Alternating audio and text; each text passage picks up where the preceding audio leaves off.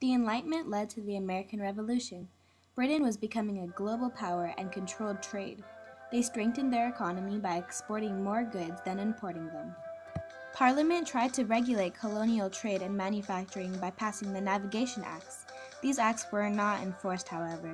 Therefore, activities like smuggling occurred and were not considered crimes by the colonists. In 1764, Parliament passed the Sugar Act, which imposed import taxes, and in 1765, the Stamp Act was passed, which imposed taxes on newspaper and pamphlets. The colonists were being taxed for almost everything. The colonists protested against these acts, and they said, "No taxation without representation." They believed that they should be taxed if they had a representative, but since they didn't have a representative in Parliament, they started to protest. Parliament must have agreed with them, so they repealed the Stamp Act a year later. But later, Parliament began to tax the colonists on their tea.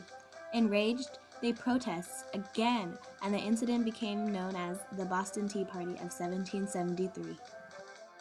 This caused tension between the British and the colonists, leading into war into Lexington and Concord, Massachusetts. This war is known as the American Revolution. Soon after the war, Congress met and created the Continental Army. Although the British won most battles, the colonists were eager and willing to fight for any cost.